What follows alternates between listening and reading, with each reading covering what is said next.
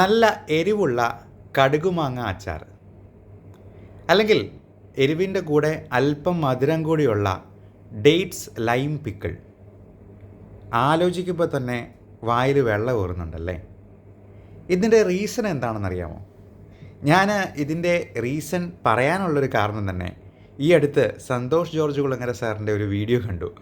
അതിൽ അദ്ദേഹം UK-യിൽ പ്രോൺസിൻ്റെ ഒരു നല്ല ഡിഷ് കഴിച്ചത്, അതിൽ മുക്കണ്ട ഒരു ചാറിൻ്റെ ടേസ്റ്റിനെ പറ്റിയും വളരെ വാചാലനാകുന്നതിൻ്റെ ഇടയിൽ ഉള്ളിൽ ഊറി വരുന്ന സലൈവ ഇങ്ങനെ ഇറക്കുന്നത് കണ്ടു.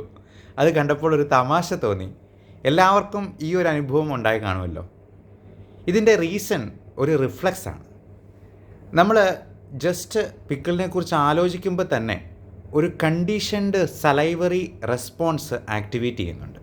അതിനെയാണ് പാവലോവിയൻ കണ്ടീഷൻഡ് റിഫ്ലക്സ് എന്ന് പറയുന്നത്. നമ്മുടെ ബ്രെയിൻ നാച്ചുറലി തന്നെ ഈ സോർ ആൻഡ് ടാങ്കി ടേസ്റ്റ് ഓഫ് പിക്കിൾസ് അതുമായിട്ട് അസോസിയേറ്റ് ചെയ്യും. അങ്ങനെ ചിന്തിക്കുമ്പോൾ തന്നെ നമ്മുടെ സലൈവറി ഗ്ലാൻസിന് ബ്രെയിൻ ഒരു സിഗ്നൽ കൊടുക്കും, ഡൈജഷന് പ്രിപ്പയർ ചെയ്തോളൂ എന്ന് പറഞ്ഞ്. അതുപോലെ തന്നെ സോർ ടേസ്റ്റ് ആൻറ്റിസിപ്പേഷൻ റിഫ്ലക്സ് ഉണ്ട്. അതായത് പിക്കിൾസിൽ കുറച്ച് വിനീഗറും കൂടെ ഉണ്ട്, അസിഡിക് ആയിട്ടുള്ള കണ്ടൻറ്റുള്ള സിട്രിക് ആസിഡോ ഒക്കെ അതിനകത്ത് ചേർന്നിട്ടുണ്ടാവാം. ഈ സിട്രിക് ആസിഡ് ഉള്ള സോർ ടേസ്റ്റ് സലൈവേഷനെ നാച്ചുറലി തന്നെ ട്രിഗർ ചെയ്യുന്നുണ്ട്. നമ്മുടെ വായയും നമ്മുടെ തൊണ്ടയും ഒക്കെ അസിഡിറ്റിയിൽ നിന്ന് രക്ഷിക്കാനായിട്ട്, അങ്ങനെ അതിനെ ന്യൂട്രലൈസ് ചെയ്യാനായിട്ട്. അത് രണ്ടാമതൊരു റിഫ്ലക്സ്.